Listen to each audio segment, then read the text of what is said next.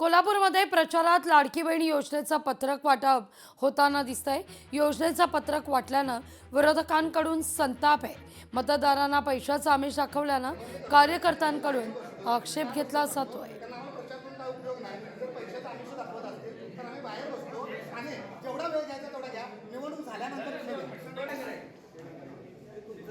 भाजपच्या मार्फत प्रभाग क्रमांक 6 मध्ये ही जाहिरात दिली जाते जी मकर संक्रांतीला 14 तारखेला 3000 रुपये तुमच्या खात्यावर जमा होतात। पैशाचा फोटो सुद्धा दाखवला जातोय आणि आचारसंहिताचा सरळ भंग केला जातोय।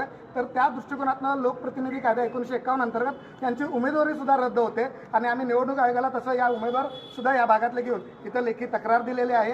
त्यांनी सुद्धा जाऊन भागातनं बघितलं, प्रत्येक घरटी वाटलेला आहे। तर याच्यावर कारवाई झाली पाहिजे, अन्यथा कुठलीही लोकशाही किंवा या ठिकाणी टिकणार नाही, कुठलंही मतदान पारदर्शक होणार नाही। ते उमेदवार इथून पुढे मग प्रचार करताना दिसणार नाहीत। आम्ही ठिय्या आंदोलन या ठिकाणी करू। एकीकडे मुंबईत काँग्रेस आणि वंचितची आघाडी आहे, तर दुसरीकडे एकमेकांच्या विरोधात टीका होतीये।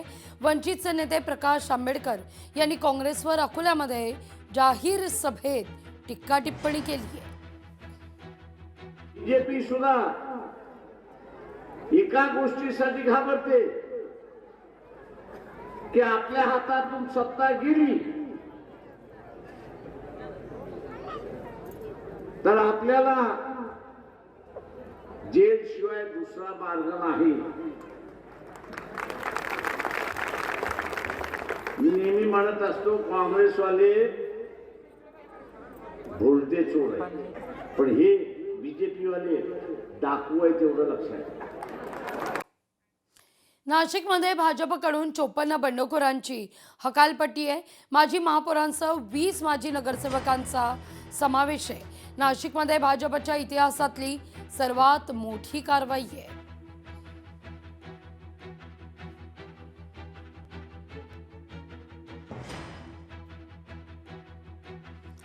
विल्सन जिमखान्याचं नाव बदललेलं आहे। जैन संस्थेकडून हे नामकरण करण्यात आलेलं आहे।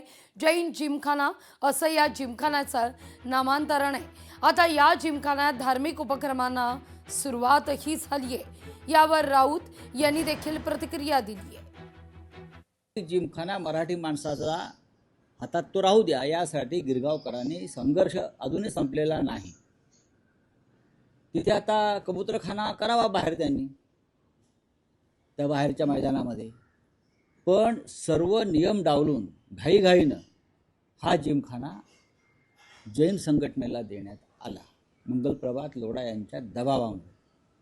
आणि याला जबाबदार राज्याचे मुख्यमंत्री आणि महसूल मंत्री चंद्रशेखर बावनकुळे सुद्धा आहे। जी 10,000 स्क्वेअर मीटरची जी एक जागा आहे ती जैन कबूतरखान्याला, जैन जिमखान्याला देण्याचा प्रकार समोर आलाय आणि खऱ्या अर्थानं या संदर्भात स्थानिकांनी आंदोलन केलं होतं, तरी सुद्धा हा प्रकार घडलाय।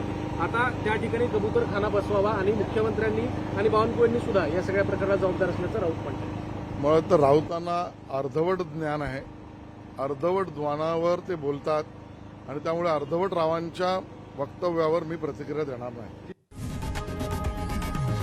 लोकशाही मराठी ऐका, पहा, जागरूक रहा।